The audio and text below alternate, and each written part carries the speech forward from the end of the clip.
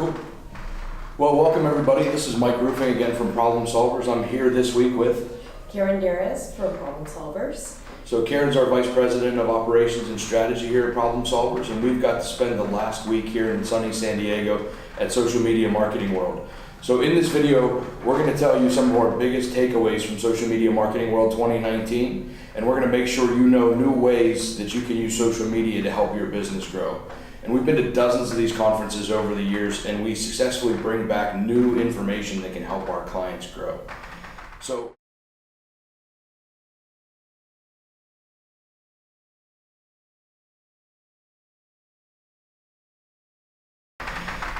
Karen, what was your biggest takeaway when it comes to Facebook from Social Media World 19? I would say my biggest takeaway from Facebook is the fact that you can't depend it to drive traffic to your website. It's evolved, it's changed, and probably by 2020 it's going to be unrecognizable. So we've been talking to a couple people around the conference. It seems across the board you just can't depend it to be that source anymore. So you have to look at other avenues in order to get traffic to your website. So you just have to be a little more creative. It's changing, evolving, everything is. Just the reason why we come to this conference is to learn that, to have that in our minds as we go on for the rest of the year, and we can strategize, we can formulate our plan, be flexible with our marketing plan, because you have to be customizable. If you're not going to survive. So that's one of the biggest takeaways I took from coming here and learning about Facebook and what they're doing. And I think one of the other things that I learned was we spent a lot of time, and I went into a couple of different workshops on Facebook groups. And I think Facebook groups are going to be key for everybody who's seeing diminished reach in your newsfeed and you're not seeing the organic reach from your Facebook page or from your business, using a Facebook group.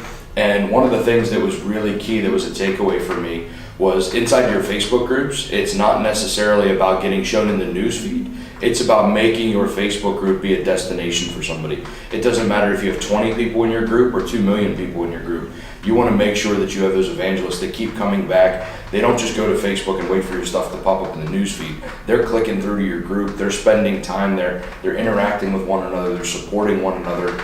And that's really a great way that you can use Facebook in your business today, even with that diminished organic reach and with not being able to necessarily drive traffic back to your website or back to your blog. So I think that that's another great way that you can use Facebook today. Right. So that's about Facebook. So let's talk about another Facebook-owned property. So what was your biggest Instagram takeaway from your week here? Instagram stories are huge. They're not going away. It's a very popular thing. Everybody is doing it. Everybody's watching it. People are utilizing it. It's very quick, easy, intuitive, actually. So you just have to open up Instagram and they're right there, accessible. You just click a button. So anybody can use it. It can be a mom, dad, companies. It's anybody across the board. So they're very useful to just tell a story, to build a brand, to build that trust. It makes you seem a little more human, relatable. That is a huge thing for that platform. So it's something that has propelled into something else. I mean, it's fairly new still, so I love it.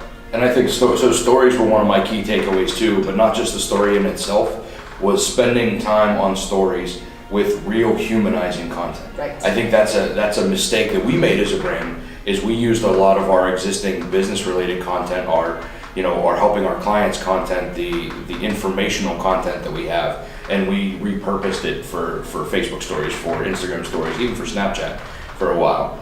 And I think with Instagram stories, I think one of the biggest things that I took away from the conference, and we even started doing while we were here, was having more fun with it, showing more of the personal side of your business.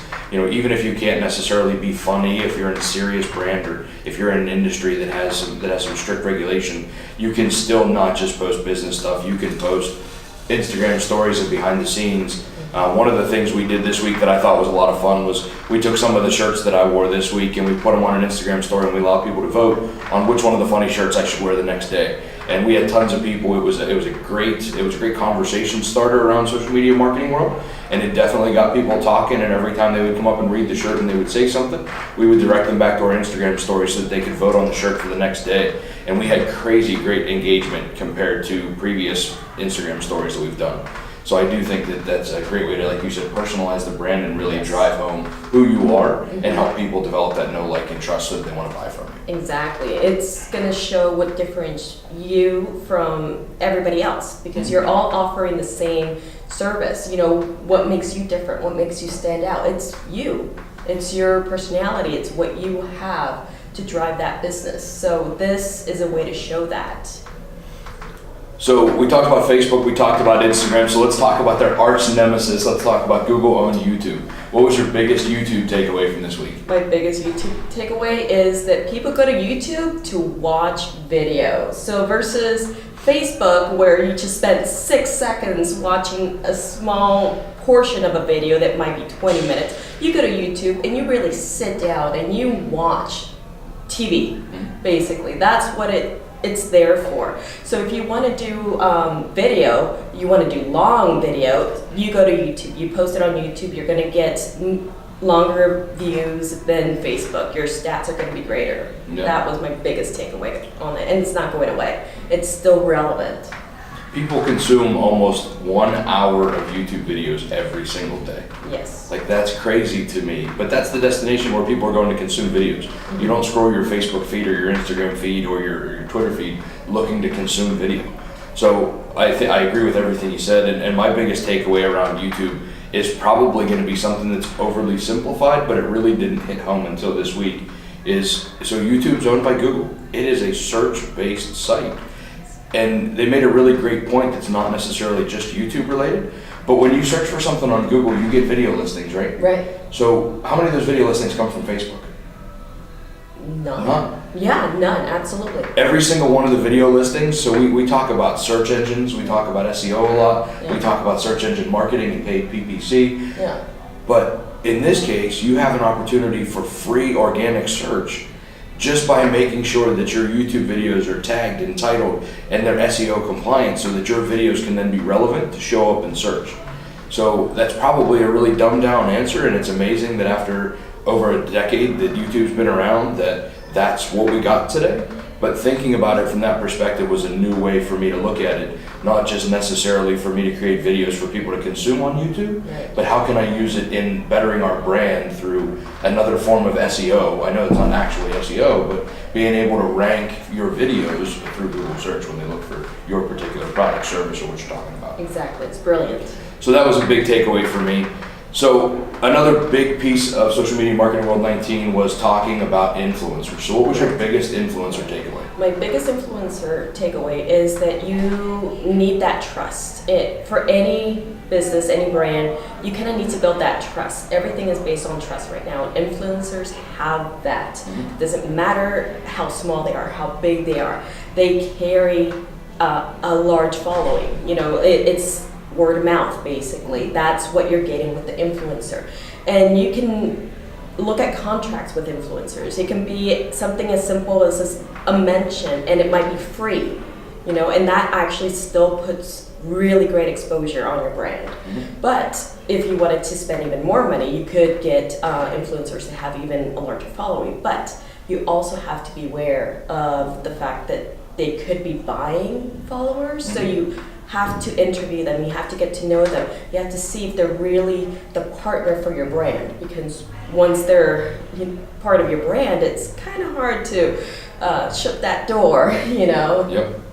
And I think that's the hardest part too. One of our biggest takeaways that I took away from this was understanding who the right influencers are for you. And once you hire them, it's not that it's too late, but it becomes a much harder situation to deal with. It is. You know, it's like a public breakup with an ex.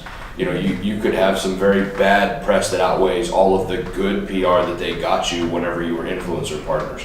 Now, a lot of influencers won't necessarily do anything because they don't want to hurt their brand in the eyes of another brand that could partner with them. But you also have to make sure that they're right for what you do. We actually got to listen to an influencer speak this week, and one of the things that he said actually, and he did a perfect job for his brand because he represented who he was, but it was very easy for me to tell that he wouldn't be the right person to work with our brand. So those are just a few of the things around influencer marketing that I think are key.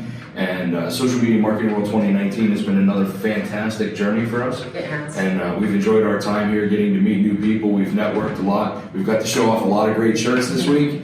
And so we look forward to it, and we hope that you found this valuable. If you have, make sure you subscribe to our channel. Hit the little bell so you can get notified whenever we post new videos on YouTube. And we look forward to talking to you next time. Have a great day. All right, bye.